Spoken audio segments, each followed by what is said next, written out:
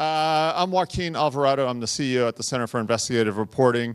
We're a 40-year-old nonprofit, always been in the Bay Area. And in our history, we've done hundreds of investigations. We have done over 25-ish frontline documentaries. We've worked with Univision. We've worked a lot with Google. We've been funded by the Knight Foundation. We've worked with many, many dozens, hundreds of partners actually in our history. But we really believe strongly in the power of not only collaboration, but risk-taking. And so I'm going to give you a little overview of that. Are there any journalists here from Denmark? No, okay. So I did a version of this in Denmark in the fall. So if it's a repeat for anyone, forgive me. But what's our values and what's our vision?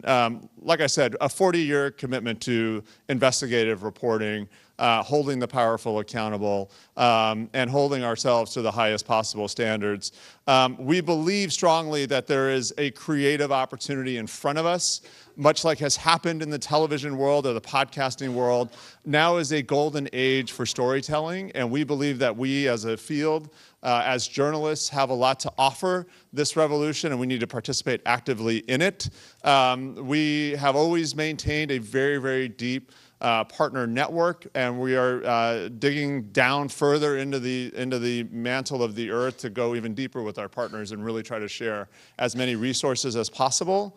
I also believe very strongly that if you are in the United States, of course, but around the world, we need to diversify who is doing this work. So, I'll speak maybe on behalf of this panel. There needs to be women on this panel the next year out. There are many women who lead organizations who should be represented here.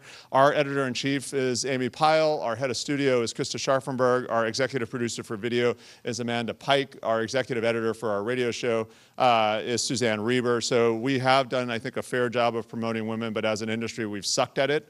That would be innovative, is to fix that. And then also to diversify, and forgive my little typo there, grammatical error, we need to diversify who's consuming it. So we need to move beyond the traditional audience, which is narrow for investigative reporting, certainly, and we need to bring different kinds of communities to this work. So how can we do that? So we believe in physiology. We believe in the human body. You can listen to our work. You can watch it. You can read it. You can also participate. And we've tried to advance platforms and practices that help us address each one of those. We have a radio show that we launched, which now is on 262 public radio stations across the United States. We are also, it's a podcast. It's the first weekly hour of investigative reporting on American radio. And we've also had 45 partners contribute stories to the show. And we hope to be over 300 stations. So we're building slowly, but we're probably over 1 million a week that are now hearing the show on a regular basis. We have traditionally taken our investigations and looked for other platforms to put them on. We did a lot of work on solitary confinement for youth in American prisons, and as part of our release of this, it was a news hour piece, it was a radio piece, it was a long-form investigative reporting piece, and it was also a comic book that we published and gave out at every event and distributed to schools and just found other ways to get the work out there. Like I said, it was a long text piece. It was a radio piece. We also did an animated film that we put up on our YouTube channel, but also went into festivals with. And every touch point that we create out of these multi-platform productions is a chance to engage different kinds of audiences, and we're very aggressive about doing that. We launched a project with Youth Speaks 3 years ago, which is focused on young poets coming into our newsroom investigations and learning from the reporters, also contributing in their own way. And then they produce original poetry out of this. And as you can see, I should put a link to the solitary poem later for this. But if you just search off page on our site, you'll see what we've done. We've done about 6 of these. And it's allowed us to, again, go work in communities that are impacted by a lot of the stories that we're doing, but to create new kinds of content for audiences that traditionally is not associated with investigative reporting. We did a lot of work on seismic safety about 6 or 7 years ago in the state of California and at public schools. As an earthquake state, we have to worry about that. We asked ourselves in a meeting, who's most affected by schools that are not seismically ready for a big earthquake? And of course, it's kids.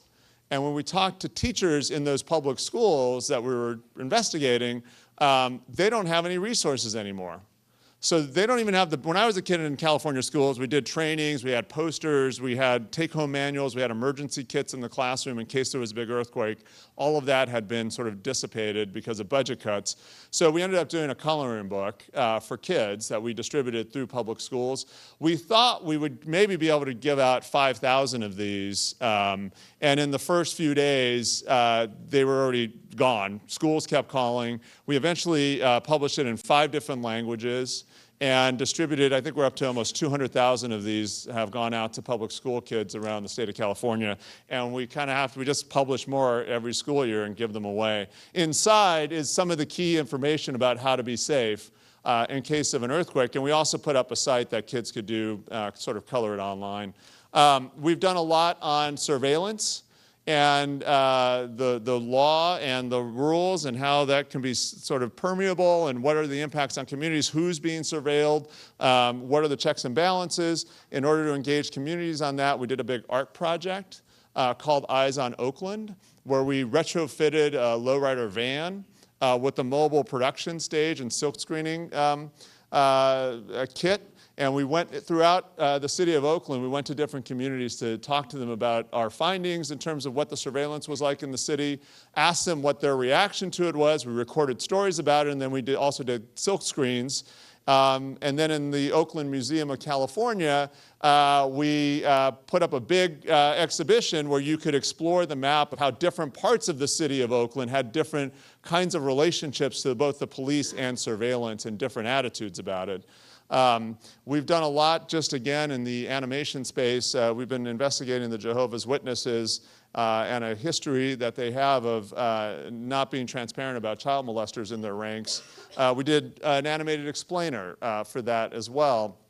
And as part of that, we always ask ourselves, if you are not starting by reading a 4,000-word investigation, what is a fast way to bring you into the story? Because a lot of our assumptions are that, well, if it's good enough, people are going to read it. We think that there are many entry points. This next project is Storyworks, which is now 3 years old. We've done 8 of these. These are theatrical interpretations of our investigations.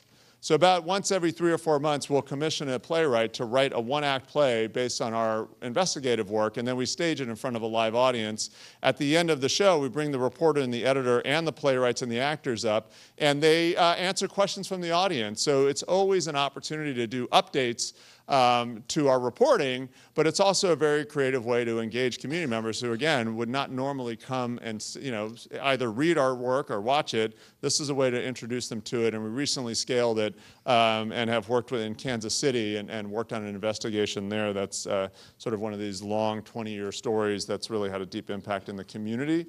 Next up is New Jersey, then DC, then New York for Storyworks, and then a Bay Area production in the late fall.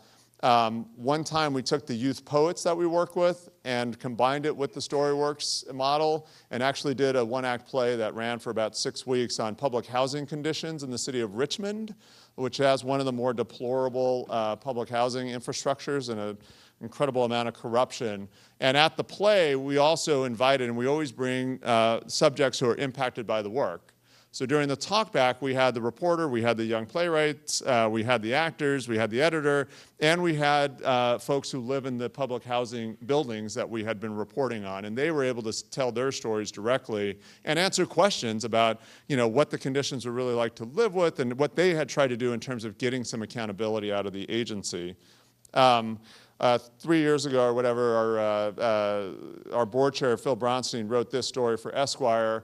And again, I don't know, you're from all over the world and we'd love to work with everybody. One of the cheap ways to actually engage a lot of folks is to hire animators. So we've had about 10 years of doing that. We did an animation based on Phil's story, which is one of our more popular online videos. We also have taken our data visualization work and we did a visualization of all the weed that's seized on the US-Mexico border. And if it were a solid brick, how big would it be? If it were, if you built a wall along the US-Mexico border, maybe share this with Trump, out of joints, How tall would the wall be? Well, it turns out you could build, I think, an 8-foot wall of the entire length of the US-Mexico border out of the weed that was seized there 3 years ago.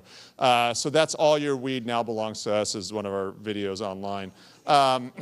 We won the first national Emmy for anything posted on YouTube, I think 4 years ago, for a series, a video that was part of a series that looked at state disability hospitals and incredible abuses that were occurring within the resident population. And one of the stories, it was a grandmother who had adopted her grandchild, who was born to her daughter who was severely autistic and lived in a state disability hospital and had been raped by one of the orderlies. And the grandmother wanted to tell her story, but she didn't want to use her image or her grandson's image. So we animated that piece, and it won a national Emmy. We beat Snowfall that year. And then one of our reporters has covered the pot industry for a long time, and he did a funny sort of first-person narrative about one time he was at one of these events and didn't realize that he was eating the wrong kind of brownie. So that's, again, you get to have a little fun sometimes. That's my presentation for now. Thank you.